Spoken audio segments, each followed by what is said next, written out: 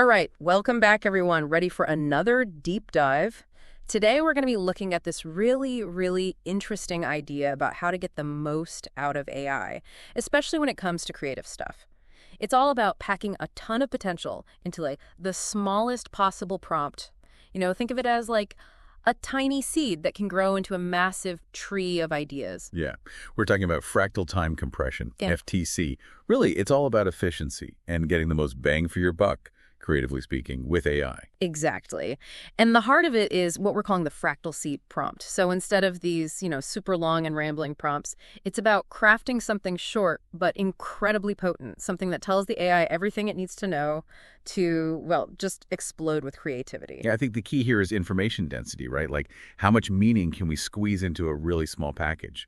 Right. So we even have a way to measure that. It's called the compression factor, or CF.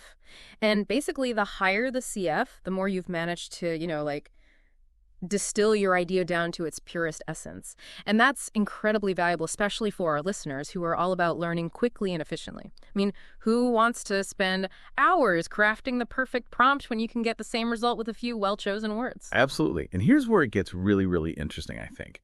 So you've got your fractal seed prompt, right? So this little powerhouse of an idea. And what happens is the AI takes that seed and uses it to generate responses. But those responses, they're not just like endpoints. They can actually become their own little prompt fractals. And those can spawn even more ideas. Like a chain reaction of creativity. And what's really cool about that is it allows you to explore so many different facets of an idea without feeling overwhelmed. You don't get lost in this massive web of possibilities. It's all very structured and controlled. Exactly. And that's what we're calling self-similarity in expansion, which sounds really complex, but it's basically this beautiful idea that everything sort of echoes back to the original prompt, but in new and interesting ways. Right. And just to touch on this briefly, we also have the idea of dynamic prompt scaling, which means that you can design a prompt that works well whether the AI is very basic or super advanced. It's like future-proofing your creativity.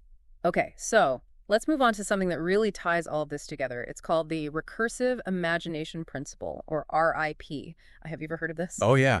The Recursive Imagination Principle, RIP. This is where things get a little more theoretical, but it's fascinating stuff. So basically, RIP is suggesting that creativity isn't linear, like a straight line. It's more of a loop, where each creative spark feeds back into the system and generates even more ideas. So it's like every new idea contains the seeds for the next one. Precisely. It's like a never-ending chain of inspiration. And it's all based on this equation, which looks intimidating, but it's actually quite simple when you break it down. So imagine I stands for imagination at a given step. And then F is like a function that transforms previous ideas. And G represents the external inspiration we get from the world around us. So you can see how at each step, our imagination is building on what came before, but also incorporating new elements. That's really cool. And it also ties into what we were talking about earlier with the fractal seed prompts, right? Because if every idea can generate more ideas, then starting with a really strong, well-defined initial concept is crucial. Absolutely. And that's what the RIP equation for self-referencing expansion illustrates. It basically says that a small initial idea, if it's powerful enough, can generate an infinite number of new ideas through this recursive process. So it's all about finding that potent core concept, that seed, that can really set things in motion. Right. And this isn't just theoretical stuff either. It has practical implications for anyone who wants to be more creative, right?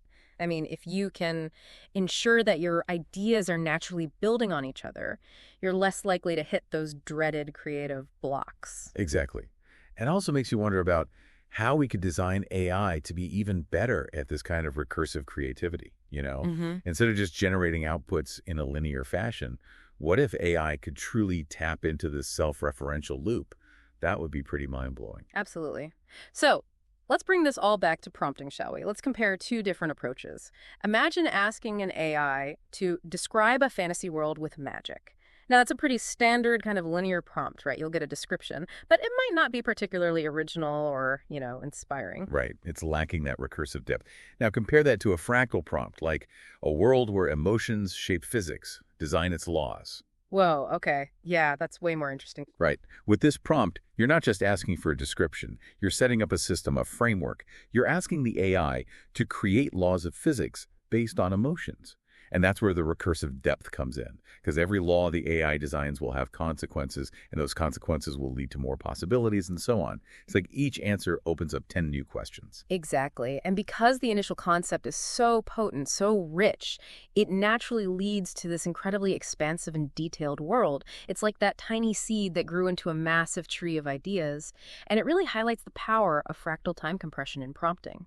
You can get much more interesting and creative results by starting with a focused, conceptually powerful prompt, even if it's just a few words. Absolutely. So to recap, understanding fractal time compression, with these information-dense fractal seed prompts and the recursive imagination principle, that idea of creativity as this self-feeding loop, it can really change how you approach AI prompting. You can get these really rich, expansive results by starting with these really focused, conceptually powerful prompts.